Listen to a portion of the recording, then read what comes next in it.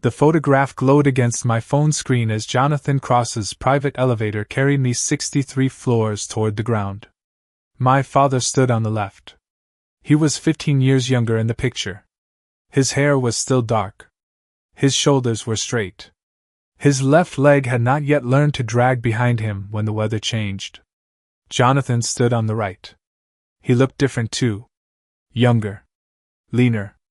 No silver at his temples. No cold distance behind his eyes. Marcus Vale stood between them. All three men faced the camera outside the rusted gates of South Shore Fabrication. And on the back of the photograph, someone had written 5 words. We all agreed to stay silent.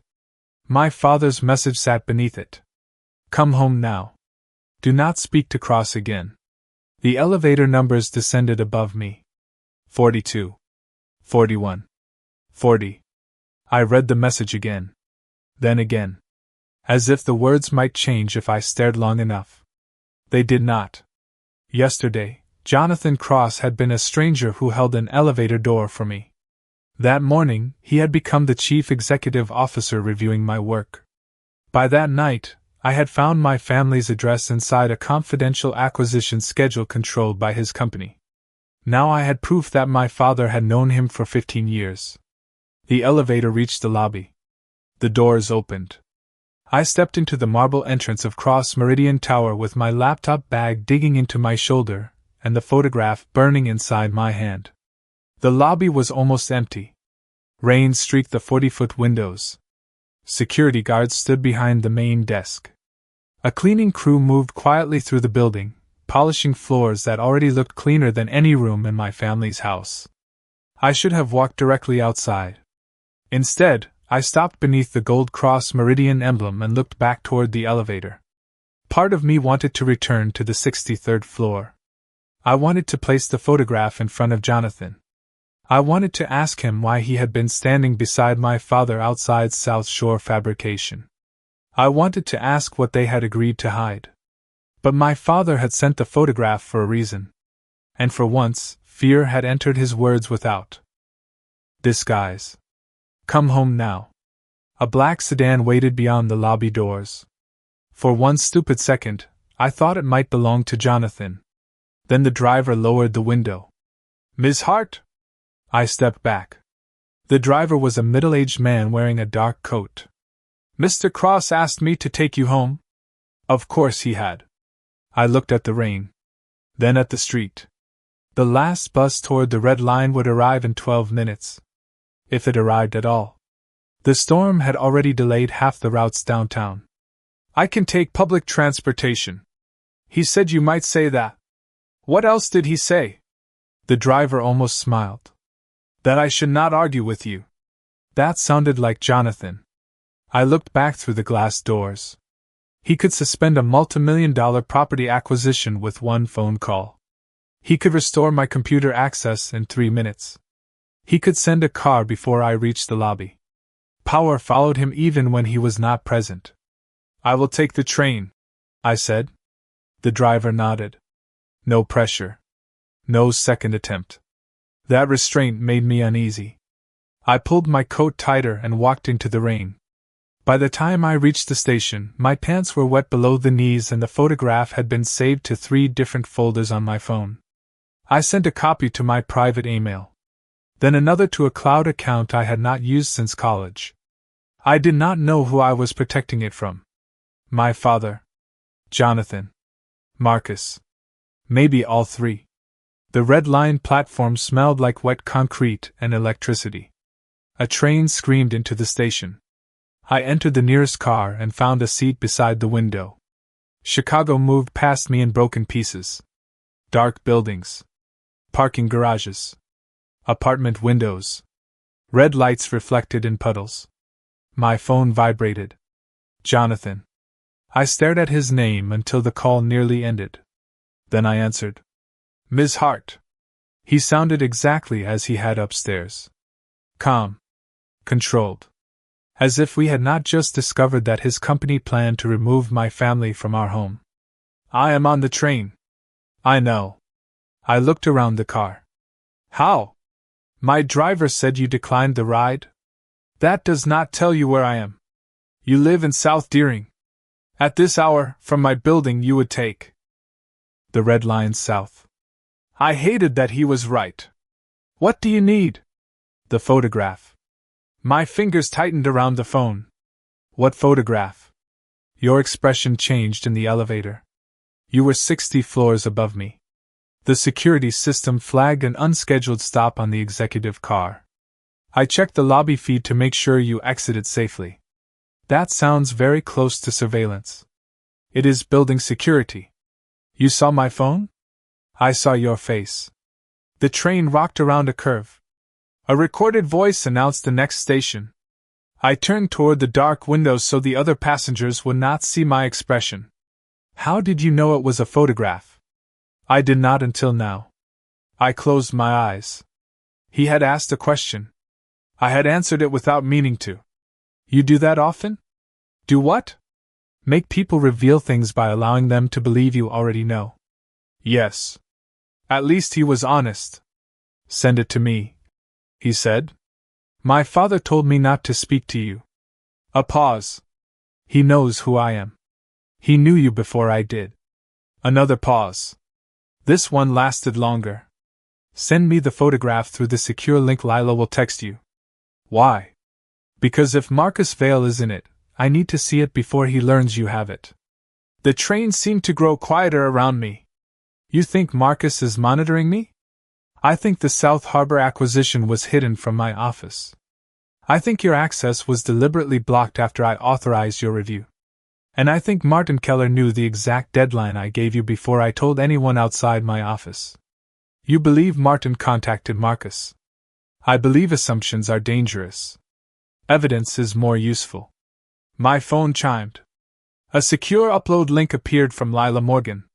Jonathan continued. Do not forward the photograph through company email. I already sent it to myself. From your work device? No good. I looked at the passengers around me. A nurse in blue scrubs. A man carrying a grocery bag. A teenage boy asleep beneath the hood of his sweatshirt. Normal people returning to normal problems. I no longer felt like one of them. What happened at South Shore Fabrication? I asked. I do not know yet. You were there. Apparently. You do not remember meeting my father? I met hundreds of employees during the acquisition. That is convenient. No. It is honest. His voice had not hardened, but I heard the weight beneath it. I remember the plant. I remember the union negotiations. I remember Marcus telling me that all worker injury claims had been settled before the acquisition closed. My father's claim was confidential. Yes. He has lived with pain for 15 years. I understand. No, you do not. The words came out sharper than I intended. Jonathan did not defend himself. You are right, he said. I do not. That stopped me. Men like Martin Keller apologized by explaining why they had not been wrong. Jonathan did something more unsettling. He accepted the blow. Send the photograph, he said. Then speak to your father. Do not promise him confidentiality until you know what he is asking you to protect. You think he did something wrong. I think silence always protects someone. The train entered another tunnel. The connection crackled. Ms. Hart. Yes? Do not access the South Harbor files from home. Why? Because someone tried to export the archived directory 3 minutes after you opened your father's settlement record. My mouth went dry. From my account? No. From Martin Keller's. The call ended. I sat motionless as the train carried me south. Someone knew I had found the record. And that person had moved before I had even left the building. I uploaded the photograph through Lila's secure link. Then I turned off my phone. For the rest of the ride, I watched my reflection in the window. 24 years old. Dark blonde hair still tied back from a workday that had started before sunrise. A thrift store blazer. A university scholarship. 5 days of corporate employment. And somehow I had become the link between a billionaire, a hidden land acquisition, and a secret my father had buried for 15 years. When I reached South Deering, the rain had slowed to a cold mist. Ryan's truck sat in front of our house. Hannah's aging sedan was parked behind it. Across the street, beneath a broken streetlight, a gray Chevrolet idled near the curb. Its headlights were off. I slowed. The windows were dark. I could not see the driver. Maybe it belonged to a neighbor.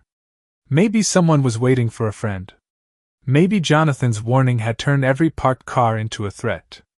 I continued walking. The Chevrolet remained still. Our front door opened before I reached the porch. Ryan stood inside.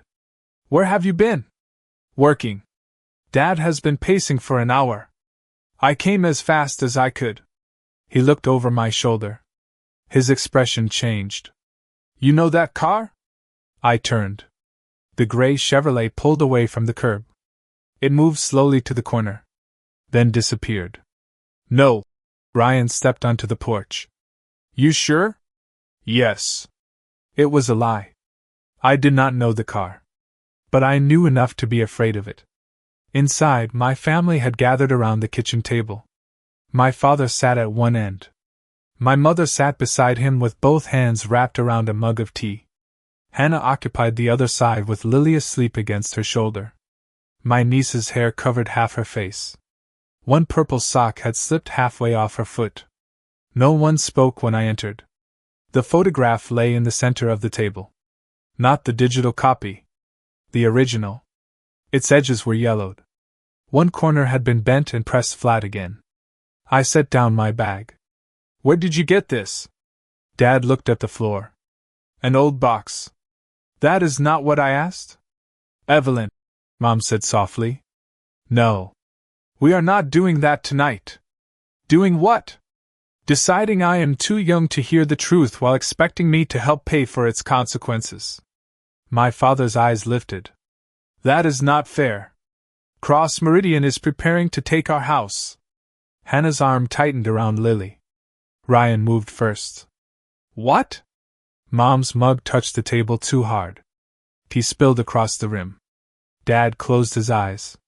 He already knew. I looked at him. You knew. He said nothing. You knew our address was on the acquisition list. I knew they were interested in the neighborhood. Our house is marked for immediate acquisition. Ryan pushed back from the table. How immediate? The letter is scheduled to arrive Friday. Mom pressed one hand against her chest. Friday? The proposed offer is $112,000. They want the property vacant within 90 days. That would not cover another house anywhere near here. Hannah whispered. That is the point. Ryan began pacing. They cannot force us out. They can make it difficult to stay. Tax pressure. Code enforcement. Utility easements. Eminent domain petitions if the city supports the project. You learned all that in 5 days? I learned some of it in school. The rest was in their files. Dad's face hardened. You accessed confidential records? I was ordered to review them. By Cross. Yes. You need to stop. Why? Because this is bigger than our house. Then tell me what it is. My father looked toward the living room. Lily remained asleep against Hannah. Put her upstairs. Hannah hesitated. Then she carried Lily from the kitchen. When she returned, she closed the door behind her. My father touched the photograph. His grease-stained thumb moved across the younger faces. That picture was taken 2 weeks after the accident. The room became still. I sat across from him. What accident? The pressure system in the East Processing Building failed. I thought you injured your back when equipment fell. That is what the final report said. What actually happened? He breathed through his nose. Slowly. Like the memory still had weight. A pressure valve had been malfunctioning for months. We filed complaints. Maintenance requests. The supervisors kept saying the replacement parts were delayed. Ryan leaned against the counter. Was it an explosion? Not like in a movie. No fireball. No building coming down. Dad's fingers tightened against the photograph. There was a sound like metal screaming. Then the main line ruptured. Steam filled the floor. People could not see. Everyone ran toward the same exit. His voice became quieter. A support frame broke loose. It struck me across the back and pinned my leg. Mom looked down at her hands. I had heard the story of his injury all my life. But never this version. How many people were hurt? I asked. Officially? 7. And unofficially? 23. Hannah covered her mouth. Why would the report say 7? Because 7 went directly to the hospital. What happened to the others? Some went home. Some were treated at a clinic the company used. A few were undocumented workers who were told that filing a claim could bring immigration questions. Anger rose through me. Hot. Clean. Who owned the plant? A private industrial group. By then, it was failing. Banks were preparing to take the property. Lawsuits would have finished it. And Jonathan? Cross Logistics wanted the port access. My father pointed to the young man in the photograph. He arrived with lawyers and engineers. He said the acquisition would save jobs. He said worker claims would be reviewed. Did he know the safety report was false? I do not know. You met him. For 6 minutes. What did he say? Dad looked at me. He asked why I was still using a cane. The answer unsettled me more than I expected. What did you tell him? That his people should read the medical files before buying the company. His people? Marcus Vale. Dad's fingers shifted to the man in the center of the picture. Marcus handled the negotiations. He knew every claim. Every complaint. Every family. Did you tell Jonathan that? I tried. What happened? Marcus interrupted. Said the claims had already been resolved. Had they? No. The word landed hard. Dad continued. 3 days later, Marcus came to the house with an attorney. Mom looked away. What did he want? Ryan asked. A settlement agreement. How much? Dad did not answer. Dad, I said. It does not matter. It mattered enough for you to lie for 15 years. His face flushed. Your mother needed surgery. The kitchen seemed to tilt. I looked at Mom. What surgery? She pressed her lips together. Your pregnancy, Dad said. There were complications. Internal bleeding. No insurance. The hospital wanted payment arrangements we could not make. I tried to calculate the year. 15 years ago. I would have been 9. Why do I not remember? You were staying with Aunt Carol. Mom whispered. We told you I had gone away for tests. Dad stared at the table. Marcus knew about the bills. I still do not know how. Of course he knew. A corporate acquisition collected everything. Employment records. Insurance.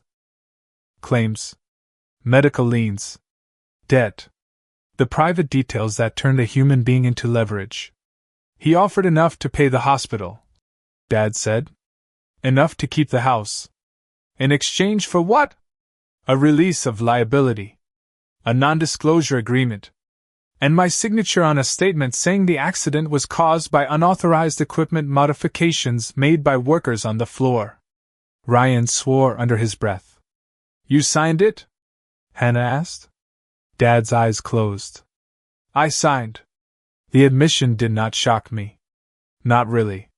What shocked me was the shame on his face.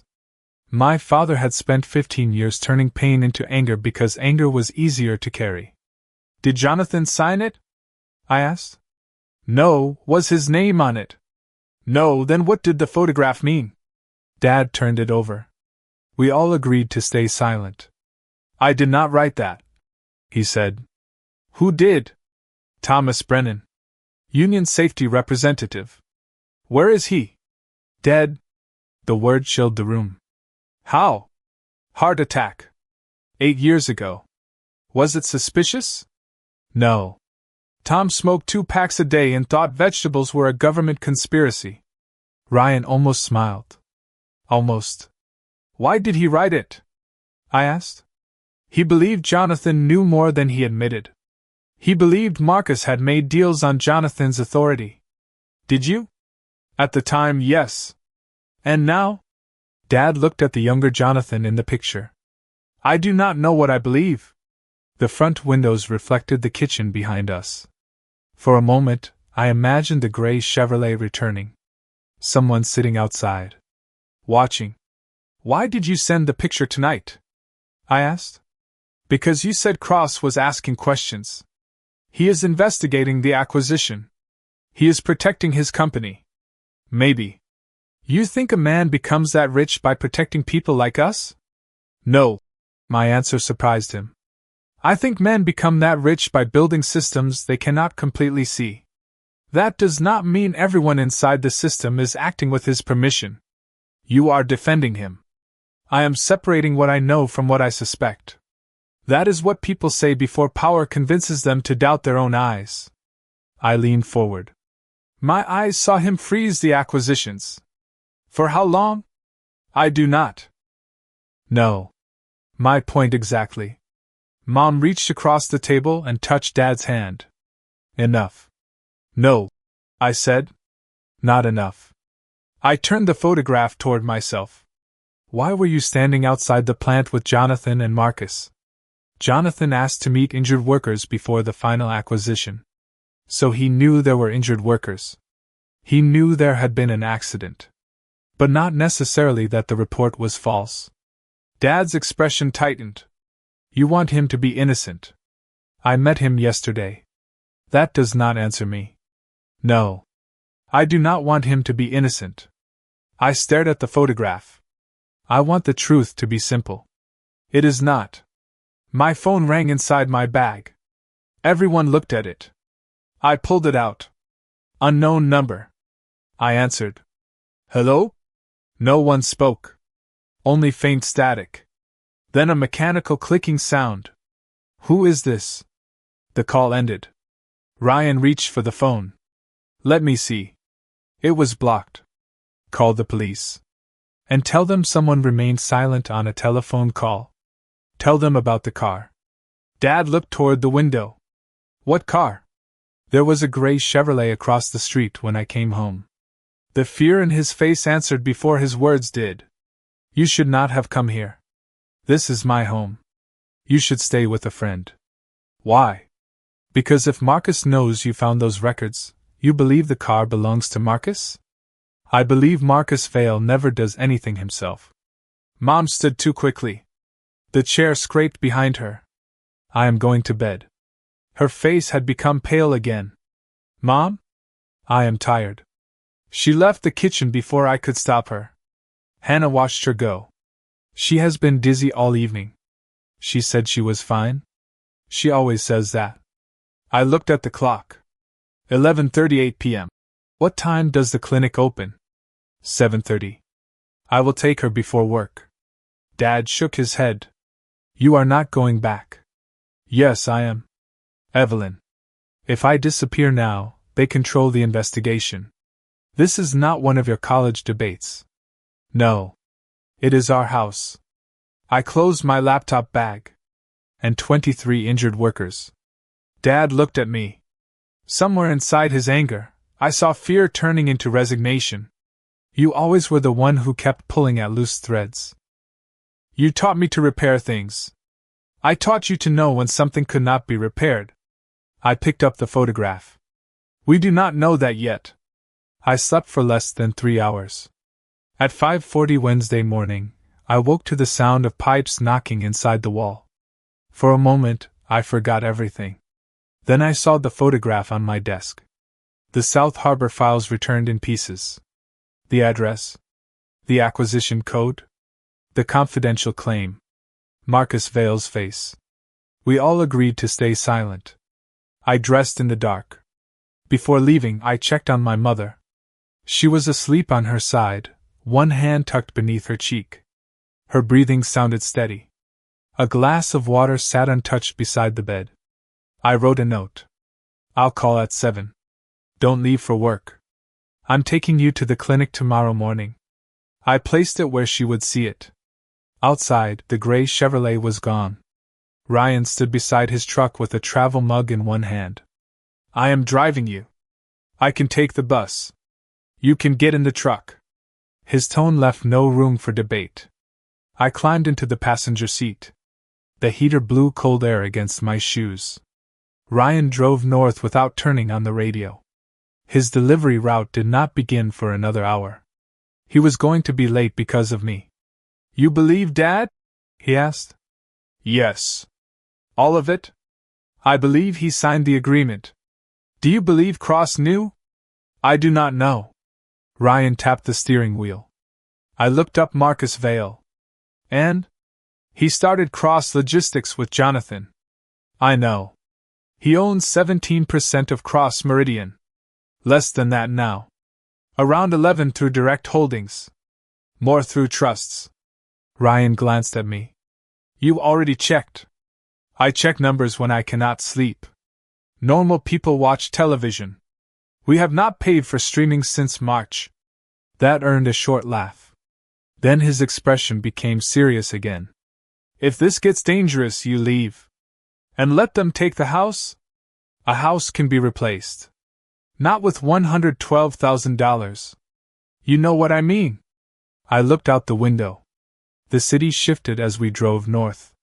Vacant lots became warehouses. Warehouses became apartment buildings. Apartment buildings became towers. By the time Cross Meridian appeared between the other skyscrapers, my neighborhood felt like another country. Ryan stopped 1 block from the entrance. He stared upward. People should not be allowed to work this high above everyone else. Why? Makes it easier to forget what the ground looks like. Dad had said nearly the same thing. I opened the door. Call me if you see the Chevrolet again. I will. Evie. I looked back. Do not trust him because he listens. I do not. But that was not completely true. Listening was the first thing Jonathan had done that made me want to trust him. Lila met me in the lobby. Mr. Cross wants you upstairs. Good morning to you too. She glanced at my face. Did you sleep? Did he ask you to find out? No. I have eyes. The private elevator opened. I hesitated before entering. Yesterday, I had crossed its threshold by mistake. Today, security had already programmed it for me. That felt more dangerous.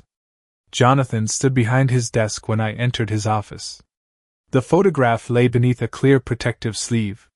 He had printed both sides. Marcus Vale's younger face looked up from the desk. Jonathan did not offer me a seat. He did not ask about my commute. What did your father tell you? The accident involved a failed pressure valve. 23 workers were injured, not 7. His expression remained controlled. He said the final report blamed unauthorized worker modifications. I read that report last night. You had access? I bought the company. You remember it? I remember being told the mechanical review cleared ownership of criminal negligence. That is not what I asked? His eyes lifted to mine. No. I do not remember reading the technical report myself. Marcus handled it. Yes. My father says Marcus negotiated the settlements. Yes. He used my mother's hospital bills to pressure him. Something moved behind Jonathan's eyes. Not surprise. Recognition. Did your father say how Marcus obtained the medical information? No, the acquisition team had access to employee benefits and active claims. It would have been possible. Possible? Jonathan's mouth tightened. Likely. I placed both hands against the back of a chair. Did you know my father signed a false statement? No. Did you know undocumented employees were discouraged from reporting injuries? No. Did you know the company clinic classified steam exposure and crush injuries as minor incidents? No. The repetition scraped against me. No. No. No. I heard my voice rise. You own the company. I acquired it after the accident. And benefited from the false report. Yes. The word stopped me. He did not hide from it. Cross Meridian's legal department would probably have trained him to say something softer. The acquisition created indirect economic benefits. The company relied on representations made by prior ownership. No admission of liability. Jonathan used one word. Yes. I did not cause the accident, he said. But the reduced liability made the acquisition less expensive. How much less? Approximately $32 million. The number hung between us. $32 million. My father had traded his silence for a hospital bill and a house payment. Jonathan's company had gained $32 million in reduced liability exposure. Did you know that at the time? I knew the liabilities had been settled. I did not know how. Because you did not ask? His jaw shifted. Because I trusted Marcus. There was no self-pity in the statement. That made it worse. A man like Jonathan could blame betrayal. Instead, he blamed trust. I pulled the chair back and Saturday. Someone called my phone last night and said nothing. His entire posture changed. When? 11:40. Did you record it? No number? Blocked. Anything else? A gray Chevrolet was parked across from my house. Model? Maybe a Malibu. Maybe an Impala. I was not close enough. How long was it there? I do not know. It left after I arrived. Jonathan picked up his phone. Who are you calling? Security. No. He looked at me. I do not want people outside my house. There may already be people outside your house. Then adding more will frighten my family. Fear is less dangerous than ignorance. You do not get to decide that for us. His hand remained on the phone. For 3 seconds neither of us moved. Then he set it down. What will you accept? The question surprised me. Most powerful men asked how they could convince someone. Jonathan asked where the boundary was. Have someone check city traffic cameras for the plate, I said. No one at the house. Agreed. He sent a message. I looked toward the photograph. Do you recognize the handwriting? No, my father says it belonged to Thomas Brennan, the union representative. You remember him? Yes. That answer came immediately. What do you remember? He hated me. Why? Because I was 20 years younger than most of the men at the table, and thought money made me smarter than experience. That sounds specific. He explained it to me in almost those words. Despite everything, I pictured a younger Jonathan being insulted by a union representative, and almost smiled. Did Brennan believe Marcus falsified the settlements? He accused Marcus of coercion during the final negotiation. What did you do? I ordered an internal review. And? Marcus produced signed agreements, attorney certifications, and employee statements confirming voluntary settlements. My father's statement was false. Yes. Then the review was worthless. Yes. Another answer without defense. I opened my laptop. Where do we start? Jonathan came around the desk. Not with the accident. Why? Because the South Harbor acquisition is active now. Whoever designed it may destroy records if we show interest in a 15-year-old case. They already tried to export the archive. Which means we follow the current project first. He sat across from me. What was the unsupported voluntary acceptance rate? 82%. Find where it came from. I searched the relocation model. The 82% figure appeared in the Assumptions tab. No source. No supporting study. No footnote. Just a number inside a locked cell. I opened the formula history. The original analyst had entered 54%. 3 days later, a service account replaced it with 82. Who owns the service account? Jonathan asked. I need administrative access. He reached for his phone. I shook my head. Do not solve every problem by calling someone. That is generally why people have telephones. Give me 5 minutes. I opened an older version of the project workbook. Then another. The service account appeared under several names. SHRP Auto. SP Residential. Transition Model. Different labels. Same authentication certificate. I searched the certificate number across the archive database. 117 results appeared. All residential redevelopment projects. Baltimore, Detroit, Cleveland, St. Louis, Milwaukee, Chicago. Different years. Different housing markets. Different demographics. Every project predicted exactly 82% voluntary acceptance. I stared at the screen. That is impossible. Jonathan leaned closer. What? This number. I opened the Baltimore file. 82%. Detroit. 82%. Cleveland. 82%. 11 projects across 9 years. Always 82. Not 81.8. Not 83. Exactly 82%. What does it control? Jonathan asked. I followed the formula. The acceptance rate reduced projected legal costs. Lowered relocation reserves. Increased expected profit. And accelerated financing approval. It is not a forecast, I said. What is it? A key. I opened the approval thresholds. If the predicted voluntary acceptance rate falls below 75%, the project requires independent community impact review. And at 82? It bypasses review. The room became silent. The same number had allowed cross-meridian projects across the country to avoid additional scrutiny. It did not predict human behavior. It erased it.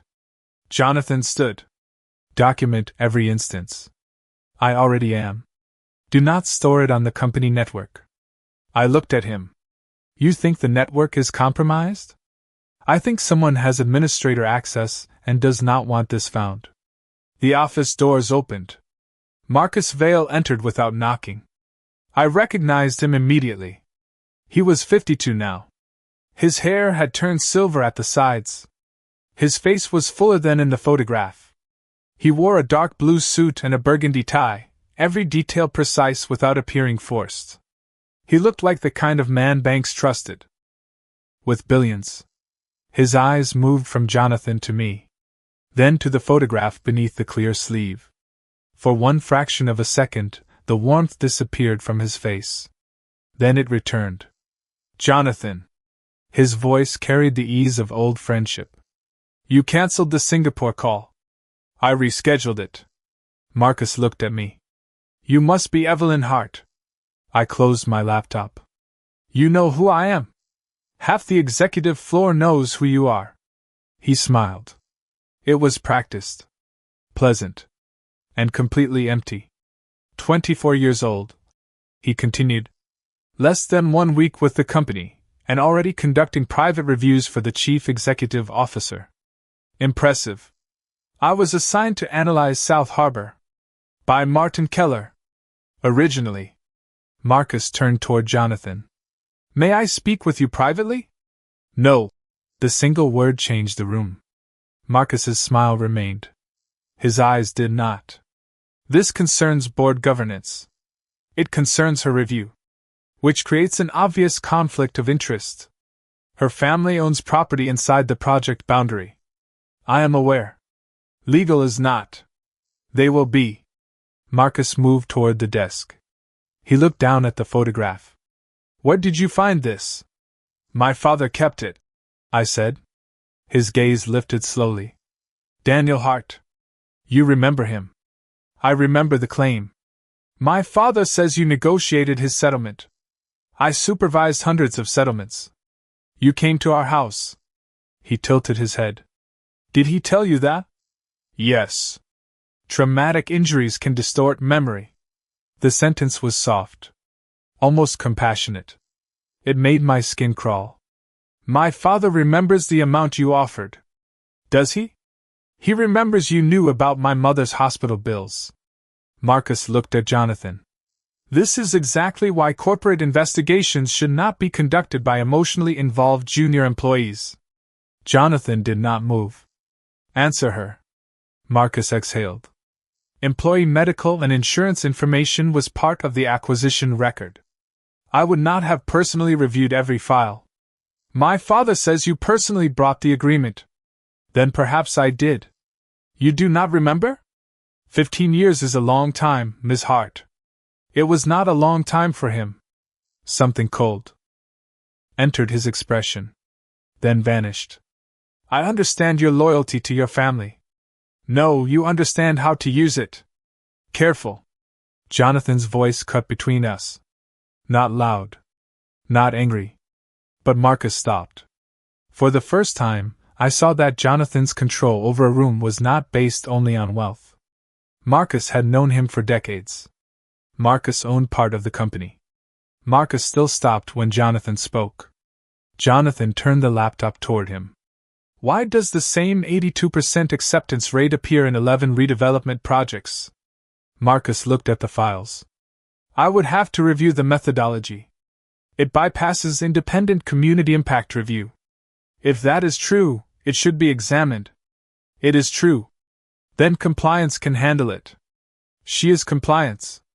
Marcus looked at me. No. She is an analyst with a personal grievance. I felt the insult land. Jonathan did not react visibly. That was when he was most dangerous. Evelyn Hart will continue the review, he said. Under whose authority? Mine. This will become a board issue. Then place it on the agenda. Marcus's jaw tightened. You are allowing one employee to destabilize a multi-billion-dollar development based on a spreadsheet anomaly. No. I am suspending a development because someone used the same unsupported number for 9 years. You are making this personal.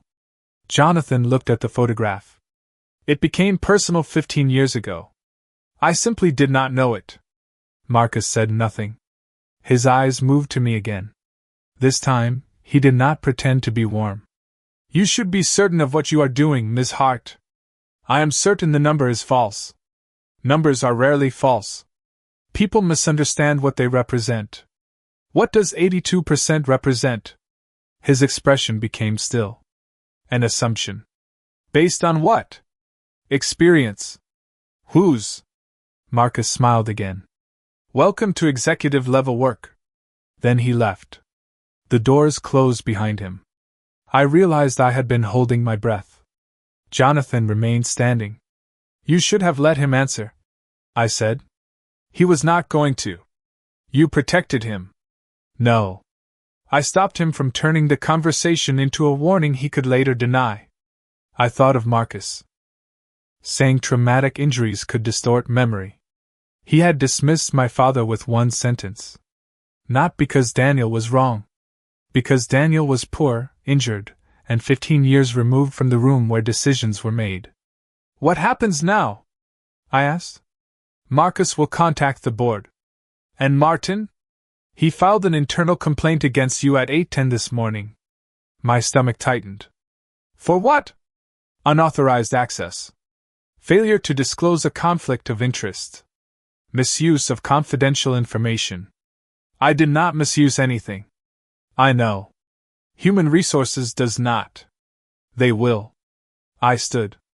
You cannot interfere with an investigation because you believe me. I do not believe you. The words struck harder than they should have. Jonathan continued before I could respond. I verified your access history, your disclosure timeline, and every change you made to the project files.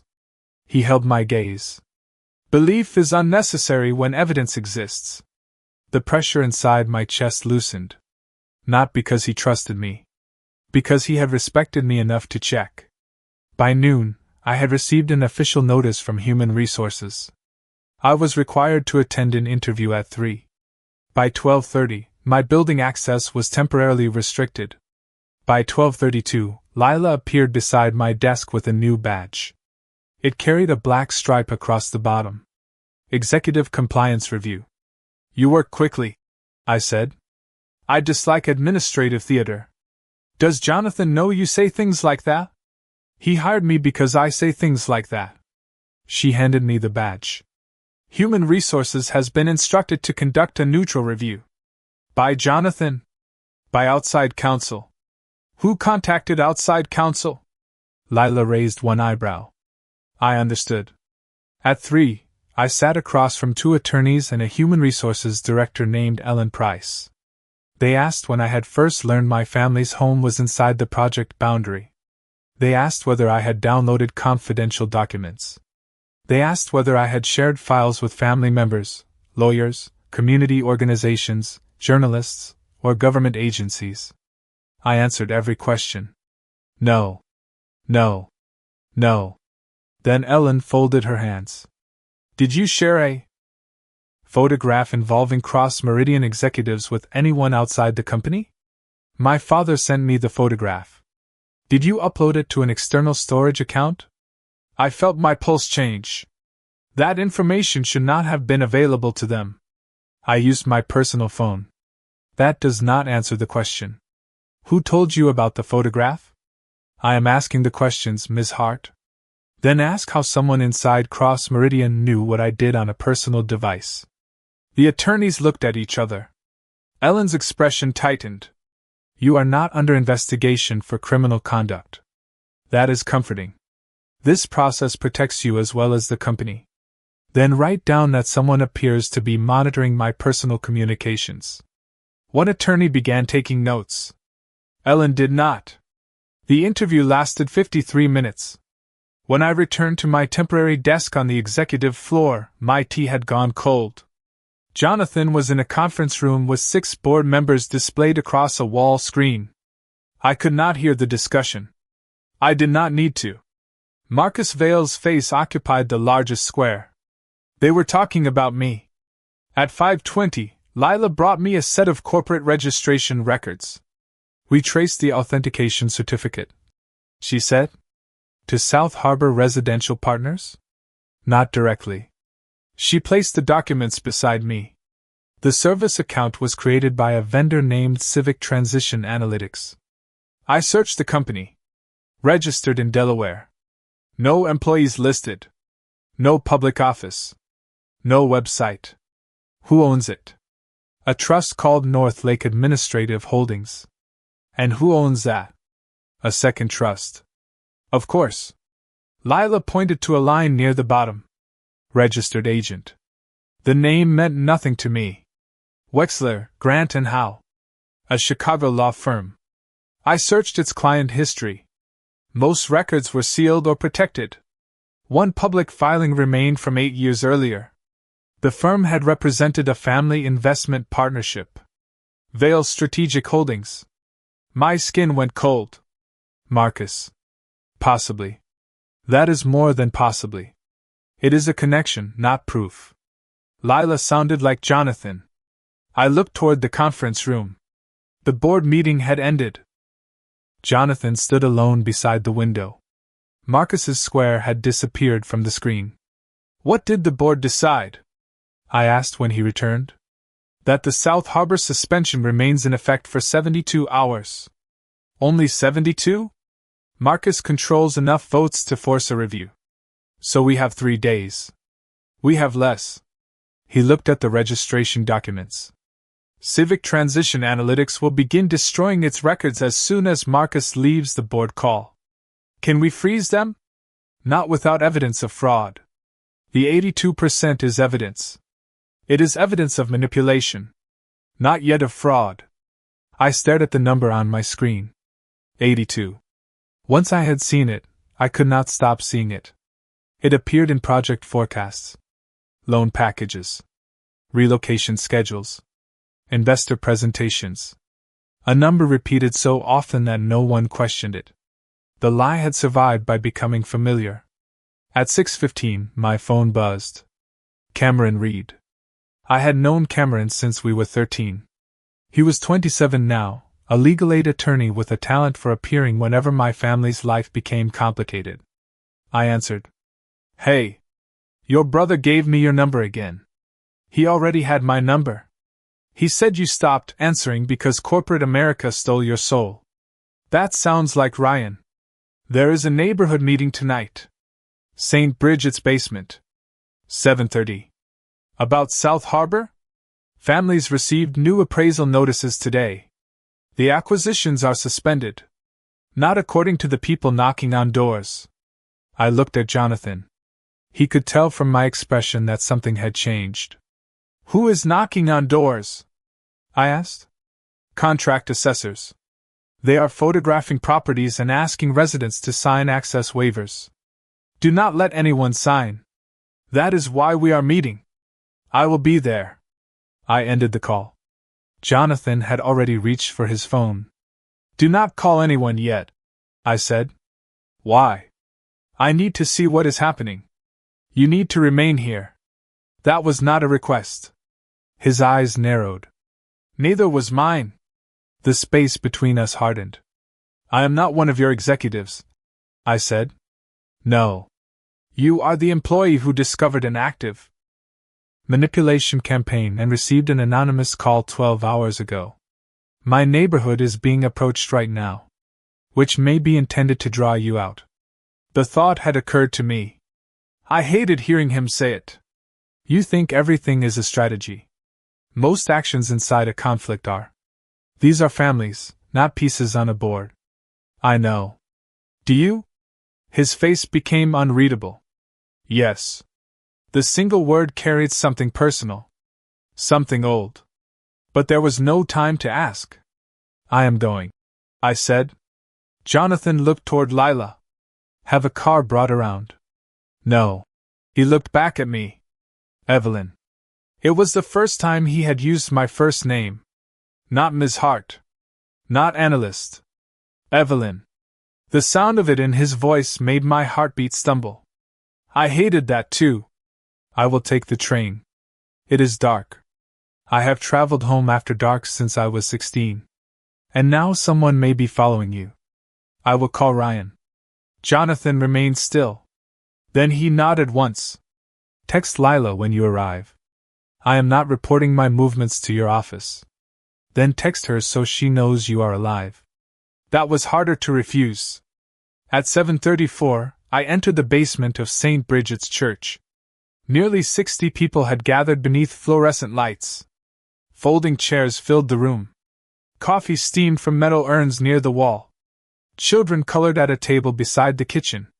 Wet coats hung over chair backs. These were the people represented by occupancy codes in the South Harbor model. Mrs. Delgado sat in the front row holding her appraisal letter. Mr. Robinson stood near the door with his cane. Luis Mendoza rocked his infant daughter against his shoulder, while his wife read through a property access waiver. Cameron stood near a whiteboard in rolled-up shirt sleeves. He saw me immediately.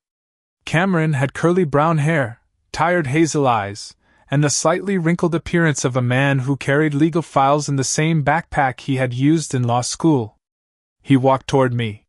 "You came." I said I would. "Ryan said Cross Meridian has you working on the project. I cannot discuss internal information." "I did not ask you to." "You were about to." "I was about to ask whether you are all right." The question almost broke through me. I looked away. "I am fine. You look like you slept in an elevator." "Close." He guided me toward an empty chair. On the whiteboard, he had written 3 phrases. "Do not sign. Request everything in writing. Call legal aid." I sat beside Mrs. Delgado. She handed me her letter. The document came from Lakefront Property Assessment Services, another vendor I had seen inside the project files. "They said the company only wants to measure the outside," she whispered. "But my husband is not here to tell me what to do." Her husband had died 2 years earlier. "I am not your lawyer," I said. "But do not sign this tonight." "Will they take my house?" The honest answer hurt. "They cannot take it tonight." It was not enough. But it was true.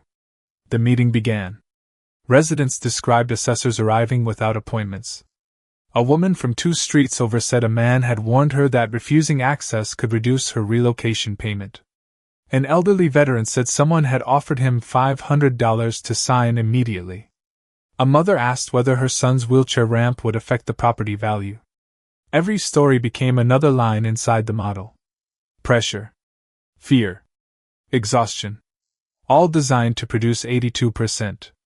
The number was not a forecast. It was a target. Cameron stood beside the whiteboard. They are counting on people believing this is already decided, he said. It is not. A man in the back raised his hand. Cross Meridian owns half the city. How are we supposed to fight that? The room went quiet. I thought of Jonathan's office, his private elevator, the board meeting, his ability to move entire departments with one sentence. Then I thought of him admitting that his company had benefited from my father's false settlement. We start by refusing to become a percentage, I said. Every face turned toward me. Cameron watched carefully. I stood. The project assumes 82% of residents will accept the first offer without extended review. A warning moved through my mind. Confidential information. Human resources investigation. Company policy. I chose my next words carefully. I cannot discuss internal documents. But I can tell you this as someone who understands financial modeling. Assumptions only become reality when people behave the way the model expects. Mrs. Delgado gripped her letter. What do they expect? They expect you to feel alone. The room became very still. They expect every family to believe everyone else has already agreed. They expect you to be embarrassed about debt, legal status, medical bills, code problems, or back taxes. They expect you to sign before asking what your neighbor was offered. I looked around the basement. So talk to one another. Document every visit. Save every letter. Do not let shame make decisions for you. Cameron's eyes remained on mine. No one applauded. This was not that kind of room. But people began exchanging phone numbers. Mrs. Delgado asked Cameron to review her letter. Mr. Robinson offered to create a list of assessor license plates. Luis volunteered to translate documents for Spanish-speaking families. The model expected isolated households. The basement contained a community. At 9:06, the meeting ended. Cameron walked me outside. The rain had stopped. Cold air moved between the buildings. You are risking your job, he said. I did not disclose the source. You disclosed enough. They needed to know. That is not criticism. We reached the sidewalk. A gray Chevrolet sat half a block away. My body froze. Cameron followed my gaze. You know that car? No, that is the second time you have said no like it means yes. The Chevrolet's engine started. Cameron pulled out his phone and photographed the plate. The car accelerated. It turned at the corner and vanished. Send me that, I said. I am sending it to the police. Send it to me first. Evie. Please. He studied my face. Then sent the photograph. Who are you involved with? No one. Does this have something to do with Cross? I do not know. That is becoming your favorite answer. My phone vibrated. A message from Lila. Are you safe? I typed one word. Yes. Before I could put the phone away, another message appeared. From Ryan. Call me. MOM collapsed. The street disappeared around me. I called. He answered immediately. Where is she? Mercy South. Emergency room. What happened? She stood up, got dizzy, then fell. Hannah called the ambulance. Is she conscious? Yes, but they will not tell us anything yet. I am coming. Cameron had already moved toward his car. I will drive. The trip to the hospital blurred. Traffic lights. Cold air from the vents. My hands shaking against my knees. I called Hannah. No answer. I called Dad. No answer. I called Ryan again. Busy. At a red light, my phone chimed with an automated cross-meridian security alert. A protected document associated with my executive review had been accessed. File name, Hart_Daniel_settlement_final. I stared at it. Someone had opened my father's settlement file at 9:12 p.m. 6 minutes after the neighborhood meeting ended. The alert included a transaction reference attached to the original payment. I opened it. The settlement had not been paid directly by South Shore Fabrication. It came from a company called Civic Transition Analytics. The same company that had inserted the 82% assumption into 11 redevelopment projects. That was impossible. Civic Transition Analytics had supposedly been formed 8 years ago. My father's settlement was 15 years old. Unless the company had existed under another name, or the record had been altered. I opened the payment details. The amount was larger than my father had admitted. $280,000. Only $42,000 had gone to my parents. The rest had been distributed among legal fees, medical liens, consulting charges, and something labeled discretionary resolution services. The final recipient was hidden behind an account code. MB17. Marcus Vale. The car stopped outside the emergency entrance. I remained frozen in the passenger seat. Evie, Cameron said. I looked toward the hospital doors. My family was inside. My mother had collapsed. A strange car had followed me home and to the church. And someone had opened my father's settlement file at the exact moment our neighborhood began organizing against Cross Meridian. My phone rang. Jonathan. I answered. Where are you? His voice was sharper than I had ever heard it. Mercy South. Why? My mother collapsed. A pause. When he spoke again, the anger had disappeared. Is she conscious? Yes. I am sorry. I closed my eyes. Someone accessed my father's file. I know. The payment came through Civic Transition Analytics. I know.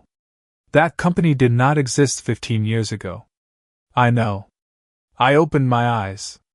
Cameron was watching me. Jonathan continued. The settlement record was rewritten 3 years ago during a digital archive migration. By whom? We are tracing it. The account code says MB17. Silence. Jonathan. I saw it. Does it belong to Marcus? I do not know. It was my answer now coming from him. I hated how frightened it sounded. What do I do? I whispered. Go inside. Stay with your mother. And the files? I will protect the files. Can you? Another pause. I should have 15 years ago. The line went quiet. For the first time, Jonathan Cross did not sound like the man who owned half the city. He sounded like a man standing inside the ruins of his own certainty. I entered the emergency room. My father sat beneath the fluorescent lights with his hands clasped between his knees. Ryan paced near the vending machines. Hannah stood at the registration desk answering questions about insurance coverage. The same questions. Always the same questions. Name. Date of birth. Policy number. Deductible. Ability to pay. My father looked up when he saw me. They are running tests. Did she hit her head? No. Did she have chest pain? She said no. Where is Lily? With Mrs. Delgado. I sat beside him. He looked older than he had that morning. What happened? I asked. She was washing dishes. Then she dropped a glass. His voice broke. She said the room was moving. I reached her before she hit the floor. I took his hand. For several minutes neither of us spoke. Then he looked at me. You went back to Cross. Yes. I told you not to. I found the settlement payment. His fingers stiffened. How much did you receive? He looked away. 42,000. The record says 280,000. His head turned slowly. What? Most of it was diverted before it reached you. That is not possible. The payment record was altered 3 years ago. Marcus's account code is attached. My father's face emptied. I signed for 42. Someone used your settlement to move the rest. He stared toward the emergency room doors. All those years, he had believed he sold his silence for enough to save his family. Now even that shame had been used to hide someone else's money. A doctor entered the waiting room. Hart family? We all stood. Margaret is stable, she said. Her blood pressure dropped sharply, likely related to dehydration and kidney function. We are admitting her overnight for observation. Relief moved through me so quickly my knees weakened. She is asking for Evelyn. I followed the doctor through the locked doors. My mother lay beneath a white blanket with N4 taped to her hand. The room smelled like antiseptic and warm plastic. She looked small against the hospital bed. You should not have worked yesterday, I said. She gave me a tired smile. You sound like your father.